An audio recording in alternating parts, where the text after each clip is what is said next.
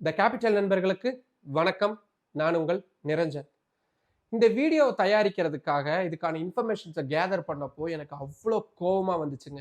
ஏன் இந்த வீடியோவை இப்போ நான் ரெக்கார்ட் பண்ணிக்கிட்டு இருக்கப்போ கூட எனக்கு அத்தனை கெட்ட வார்த்தைகள் வருது. ஒரு மனுஷங்களால இவ்வளவு கேவலமா இவ்வளவு கீழ்த்தரமா நடந்துக்க முடியுமா அப்படின்றது தான் எனக்கு பிரதானமா எழுது. அதுவும் மதத்தோட பெயர்ல, கடவுளோட பெயர்ல எப்படி இப்படியான கொடுமைகளை இவங்களால யோசிக்க முடியுது?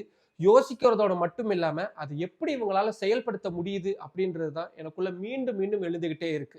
கர்நாடகா மாநிலம் பெலகாவி மாவட்டத்துல புல்கட்டி அப்படின்ற ஒரு கிராமம் இருக்கு.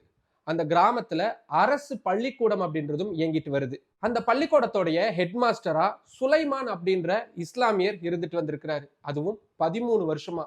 அவருக்கு அந்த ஊர் மக்கள் மத்தியில அவ்வளவு நல்ல மதிப்பு இருக்கு. ஏன்னா குழந்தைகளை அவருடைய சொந்த குழந்தைகள் மாதிரி பார்த்துக்கிட்டு அவரு பாடம் சொல்லி கொடுத்திருந்திருக்கிறாரு. ஆனா ஒரு இஸ்லாமியர் எப்படி ஒரு பள்ளிக்கூடத்துடைய ஹெட் மாஸ்டரா இருக்கலாம்? அவர் எப்படி நம்மளுடைய குழந்தைகளுக்கு பாடம் சொல்லி கொடுக்கலாம்? அப்படின்னு அந்த உள்ளூர்ல இருந்த சிலருக்கு கேவலமான ஒரு யோசனை வந்திருக்கு. அதுக்காக அவங்க என்ன தெரியுமா பண்ணியிருக்கிறாங்க? அந்த பள்ளிக்கூடத்துல இருந்த குடிநீர் தொட்டியில விஷத்தை கலந்திருக்கிறாங்க. இந்த வயல்கள் எல்லாம் பூச்சிகளை கொல்றதுக்காக தெளிப்பாங்கல்ல பூச்சி மருந்து, அதை பாட்டில்ல கொண்டு வந்து அந்த குடிநீர்ல கலந்திருக்கிறாங்க. இந்த மாதிரியான சதித்திட்டங்கள் பத்தி எதுவுமே தெரியாத அந்த பள்ளி குழந்தைகள் பள்ளிக்கு வந்திருக்கிறாங்க. அங்க இருந்த டேப்பை திறந்து தண்ணியும் குடிச்சிருக்கிறாங்க. கொஞ்சம் பெரிய குழந்தைங்களா இருக்கிறவங்களுக்கு இல்ல தண்ணியில ஏதோ வித்தியாசமான வாசனை வருதே, இது சரியில்லையே அப்படின்னு தோணி இருக்கு. ஆனா சின்ன சின்ன பிஞ்சு குழந்தைகள் இருப்பாங்கல்ல, ஒரு எல்கேஜி 1வது 2வது படிக்கிற குழந்தைங்க, அவங்க நிறைய பேர் மடக்கு மடக்குன்னு அந்த தண்ணியை குடிச்சிருக்கிறாங்க. ஒரு 4வது 5வது வகுப்புல இருக்கக்கூடிய சில குழந்தைகளுக்கு இதுல சந்தேகம் வந்த உடனே போய் உடனடியா டீச்சருங்க கிட்ட சொல்லியிருக்கிறாங்க, இந்த தண்ணியில ஏதோ ஒரு மாதிரி வாசனை வருது டீச்சர், என்னன்னு பாருங்க அப்படின்னு.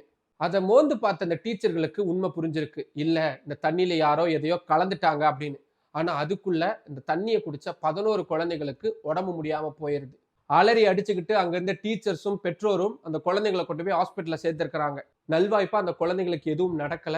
அந்த குழந்தைகள் இப்போ தீவிரமான சிகிச்சையில இருக்கிறாங்க. உயிருக்கு எதுவும் ஆபத்து இல்லை அப்படின்னு மருத்துவர் குழு சொல்லியிருக்கிறாங்க. சரி, மிக முக்கியமான ஒரு கேள்வி எழும். யார் இந்த விஷத்தை கலந்தாங்க, ஏன் கலந்தாங்க அப்படின்னு. இந்த படுபாதக செயல்ல 3 பேர் ஈடுபட்டிருக்காங்க. அதுல ஒருத்தன் கிருஷ்ணா மாடர், 2வது மகன் கவுடா பாட்டீல், 3வது சாகர் பட்டீல். இதுல இந்த சாகர் பட்டீல் அப்படின்றவன் தான் இதோடைய ஒட்டுமொத்த மாஸ்டர் மைண்டா இருந்திருக்கிறான். அவன் ஸ்ரீராம் சேனா அப்படின்ற தீவிர வலதுசாரி அமைப்புடைய அந்த தாலுகாவுடைய தலைவரா இருந்திருக்கிறான். அவன் என்ன பண்ணியிருந்திருக்கிறான், அது எப்படி ஒரு இஸ்லாமியர் பள்ளிக்கூடத்துல அதுவும் ஹெட் மாஸ்டரா இருக்கலாம்? அந்த ஆளை எப்படியாவது இங்கிருந்து டிரான்ஸ்ஃபர் பண்ணணும். டிரான்ஸ்ஃபர் பண்ணணும்னா சும்மா போய் நம்ம போய் பிரச்சனை பண்ணாலாம் நடக்காது.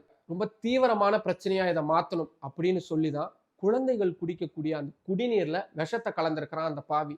அதுவும் அவன் நேரா செய்யல. அதுக்காக அவன் தேர்ந்தெடுத்த ஆள் தான் கிருஷ்ணா மாடர். இந்த கிருஷ்ணா மாடர் அந்த லோக்கல்ல இருக்கக்கூடிய வேற ஜாதியில இருக்கக்கூடிய பொண்ணு கூட லவ் பண்ணிட்டு இருந்திருக்கிறான்.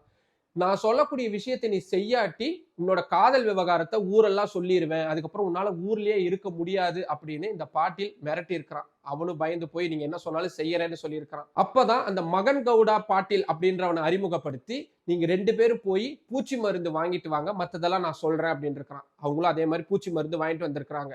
அந்த ஸ்கூல்ல படிச்சுக்கிட்டு இருந்த 5ஆம் வகுப்பு மாணவனை கூப்பிட்டு, இது ஜூஸ் மாதிரி தான் இருக்கும், இதை கொண்டு போய் அந்த வாட்டர் டேங்க்ல ஊத்திரு அப்படின்னு சொல்லியிருக்கான். அந்த குழந்தைக்கும் எதுவும் தெரியல. அதே மாதிரி செஞ்சுட்டு பாட்டில் அங்க வந்து தூக்கி வீசிட்டு போயிருது. அதுக்கப்புறம் தான் அந்த குழந்தைகள் வந்து தண்ணி குடிச்சது, அவங்க 11 பேர் பாதிக்கப்பட்டது. அதுக்கப்புறம் இத்தனை விஷயங்கள் நடந்திருக்கு. இந்த 11 குழந்தைகள் இப்படி சீரியஸ் ஆனாங்க தெரியுமா? அது அந்த 5ஆம் வகுப்பு படிக்கிற மாணவனுக்கு ஒரு விதமான குற்ற உணர்ச்சி ஏற்படுத்தியிருக்கு. நம்ம பண்ணதுல தான் ஏதோ நடந்திருக்கு அப்படின்னு சொல்லி இந்த விஷயத்தை காவல்துறையினர் விசாரணைக்கு வரும் பொழுது சொல்லிடுறாரு அந்த குழந்தை. அதுக்கப்புறம் தான் இந்த பின்னாடி இருந்த இவ்வளவு பெரிய சதி திட்டம் அப்படின்றது தெரிய வந்திருக்கு.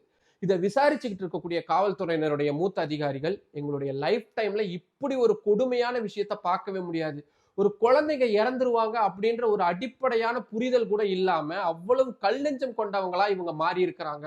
இதை நாங்க ரொம்ப குரூசமா, அதாவது கொடூரமான ஒரு விஷயமா தான் நாங்க பாக்குறோம் அப்படின்னு அவங்க கவலைகளை தெரிவிச்சிருக்கிறாங்க. ஆக்சுவலா இந்த சதி திட்டத்தோட முக்கியமான பிளாட் என்ன தெரியுமா? இது ஒரு இஸ்லாமிய வாத்தியார் இருக்கக்கூடிய ஸ்கூல்ல இந்து குழந்தைகள் இப்படி விஷம் கொடுத்து கொல்லப்பட்டுட்டாங்க, இது அத்தனைக்கும் அந்த இஸ்லாமிய ஆசிரியர் தான் காரணம் அப்படின்னு சொல்லி உள்ளூருக்குள்ள கலவரத்தை ஏற்படுத்தணும், அதன் மூலியமா பெரும் பிரச்சனைகளை கொண்டு வரணும் அப்படின்றதுதான் இந்த திட்டத்துடைய அடிப்படையா இருந்திருக்கு. ஆனா நல்வாய்ப்பா அந்த பள்ளியில படிச்ச குழந்தைகளாலேயே இந்த சதி திட்டம் அப்படின்றது முறியடிக்கப்பட்டிருக்கு. பாருங்களேன், எவ்வளவு கொடூரமா இருக்கு. உடனே நம்ம சொல்லலாம் தமிழ்நாட்டுல இப்பெல்லாம் நடக்காதுங்கன்னு. ஏங்க நடக்காது? நம்ம ஊர்ல வேங்கை வயல்ல குடிநீர் தொட்டியில மலத்தை கலந்ததுல இருந்து பள்ளிக்கூடங்கள்ல மலத்தை கலக்கிறதுன்னு எத்தனையோ சம்பவங்கள் நடந்துகிட்டே தான் இருக்கு. அதுக்கு கொஞ்சமும் சலிச்சதில்ல. ஒட்டு மொத்தமா ஜாதி மதம் அப்படின்றது தலைக்கு ஏறிடுச்சுன்னா அதுக்கு முன்னாடி குழந்தைகள், பெரியவங்க, தாய், பெற்றோர், சகோதரன், சகோதரின்னு யாரையும் பார்க்க மாட்டாங்க. அவங்க அத்தனையும் அந்த மதமும் ஜாதியும் கண்ணை மறைச்சிரும். அவங்க கொடூரமான மிருகமா தான் மாறுவாங்க அப்படின்றதுல மாற்று கருத்தே இல்லை. நான் சொல்றது சரிதானே? என் கூட யாரெல்லாம் ஒத்து போறீங்க? உங்களுடைய கருத்துக்களை கீழே கமெண்ட் பாக்ஸில் சொல்லுங்க. மற்றும் ஒரு வீடியோவில் சந்திக்கலாம். நன்றி. நம்மளோட இந்த கேபிட்டல் சேனலை இன்னும் நிறைய பேர் சப்ஸ்கிரைப் பண்ணாமல் பார்த்துட்டு இருக்கீங்க. உங்களுக்கே தெரியும், உங்களுடைய ஆதரவின் அடிப்படையில் தான் இந்த சேனலை நான் ரன் பண்ணிக்கிட்டு இருக்கிறேன். இப்போ இந்த மாதிரியான மிக முக்கியமான சமூகத்தில் பேசப்பட வேண்டிய விஷயங்களை பேசணும் அப்படின்றதுக்காக தான் டெல்லியிலேருந்து இந்த யூடியூப் சேனலை நான் நடத்திக்கிட்டு இருக்கிறேன். இதுக்காக நான் உங்கள்கிட்ட இருந்து எதிர்பார்க்கறது உங்களுடைய ஆதரவு மட்டும்தான். நம்ம சேனலை சப்ஸ்கிரைப் பண்ணுங்கள், நம்ம வீடியோஸை நிறைய பேர் கொண்டு போய் சேருங்க, லைக் பண்ணுங்கள், கமெண்ட் பண்ணுங்கள். உங்களுடைய ஆதரவை அதிக அளவில் தாருங்கள். நன்றி.